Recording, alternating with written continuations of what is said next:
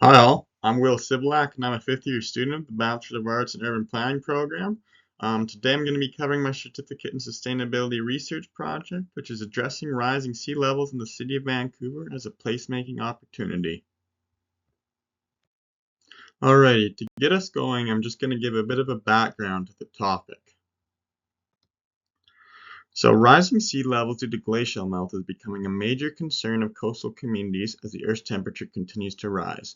With a coastline of over 243,000 kilometers, which is the longest coastline amongst the world's nations, and over 5.5 million people living in coastal communities, developing a response to sea level rise is a task shared by municipal governments and urban planning teams throughout Canada.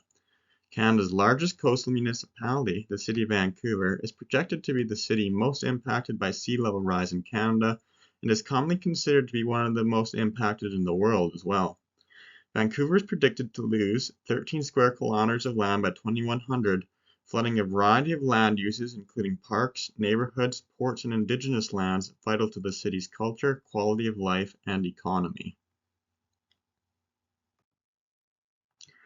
In order to prevent such catastrophic loss of municipal land, the city's administration has integrated sea level adaptation and mitigation policies into various climate change and environmental planning documents, emphasizing the implementation of technical elements such as constructing dikes, shoreline softening, and heightened seawalls to decrease flooding risks. This is an approach commonly adopted by municipalities and provinces vulnerable to sea level rise, framing sea level rise as an imminent threat, danger, or catastrophe that may be prevented by implementing technical measures with the purpose of improving an area's environmental resilience and minimal consideration of the public realm. Thus, many sea level adaptations currently lack a contribution to public spaces and fail to directly address the social pillar of sustainability. Similarly, many public spaces fail to achieve an environmentally sensitive design and are vulnerable to impacts of climate change such as sea level rise. However, recent projects have demonstrated that measures enhancing the public realm and environmental resiliency can have a reinforcing effect to create vibrant, environmentally resilient public spaces that are environmentally and socially sustainable. In order for such projects to become a common element of coastal municipalities such as Vancouver, it is crucial that sea level rise is reframed as an opportunity for the development of unique, environmentally resilient public spaces, as opposed to the frame of an impending disaster that's currently dominant amongst policymakers. Now I'm just going to cover the purpose and some goals of my project here.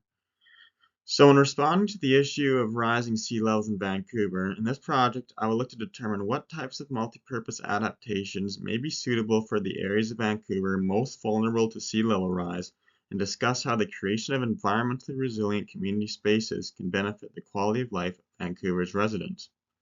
Of course, the findings and ideas presented can also be applied to other coastal communities, so coastal communities throughout the world can better develop placemaking responses to sea level rise.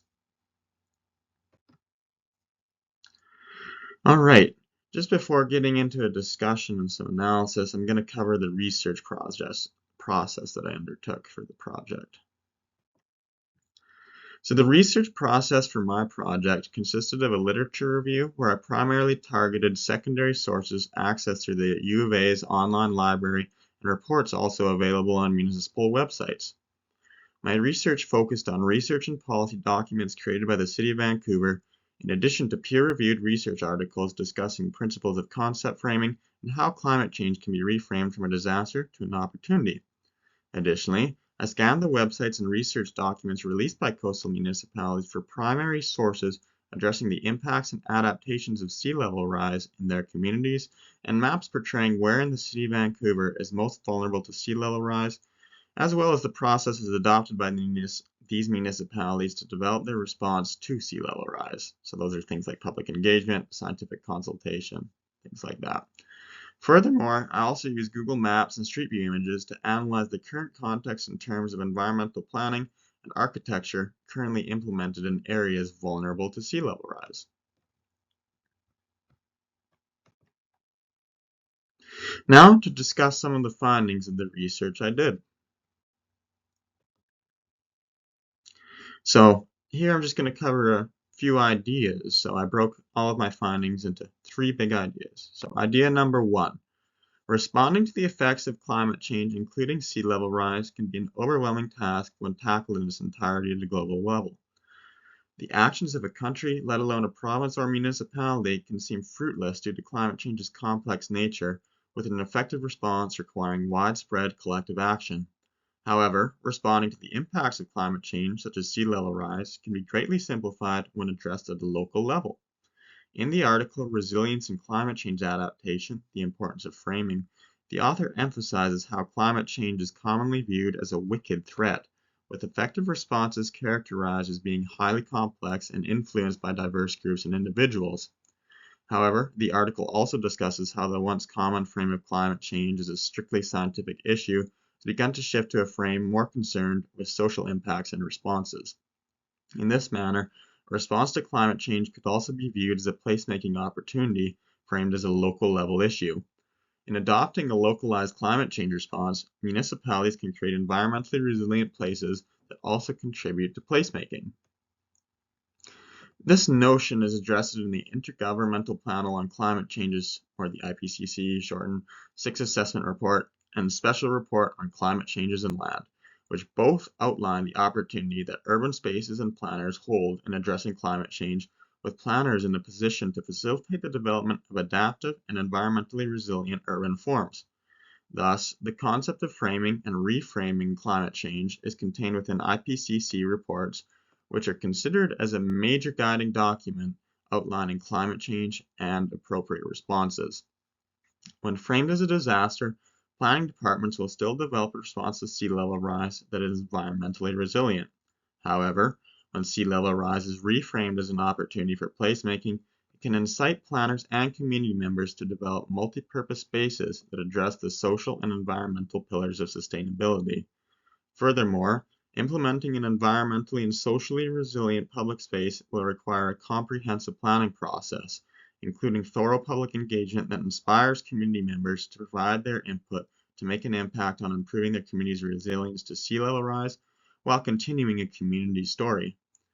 Inclusive, empowering public engagement sessions will be critical in addressing sea level rise in Vancouver, with marginalized populations such as the Musqueam peoples being of particular vulnerability to sea level rise within the area.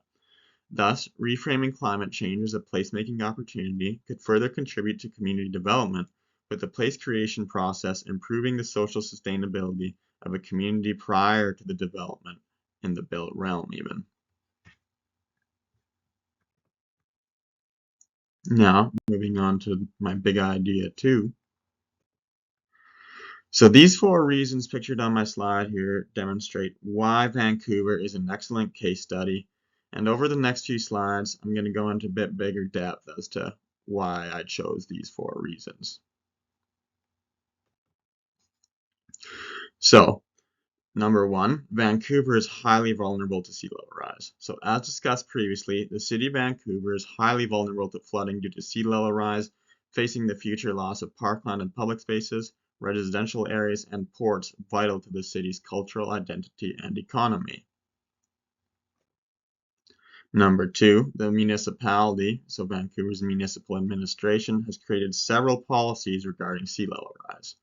So to adapt to and mitigate the effects of sea level rise, the City of Vancouver has created several policies and various documents pertaining to sea level rise. While many plans, such as the Vancouver Plan, address sea level rise from a more technical perspective, adopting the framing of sea level rise as a disaster that can be prevented through implementing environmentally resilient measures, other recently developed documents are beginning to reflect the idea of reframing sea level rise as a placemaking opportunity. So in the Vancouver Plan, sea level rise is generically addressed in broad statements such as waterfront enhance the use, enjoyment, and resilience of Vancouver's public waterfront by ensuring the public spaces are resilient to sea level rise. However, the city's climate change adaptation strategy adopts a more holistic approach, forming goals for adaptations to sea level rise, such as design for safety and public health, design for co-benefits, and design with nature. Thus, the climate change adaptation strategy reframes sea level rise as a placemaking opportunity, with its policies guiding the development of adaptive and mitigative measures that also fulfill social roles. Furthermore, the False Creek Adaptation Plan demonstrates how the process of developing plans can also contribute to the social pillar of sustainability, with the design of environmentally sensitive public spaces being influenced through public engagement in the forms of youth and Indigenous engagement, workshops with property owners, and surveys to continue the story of the community.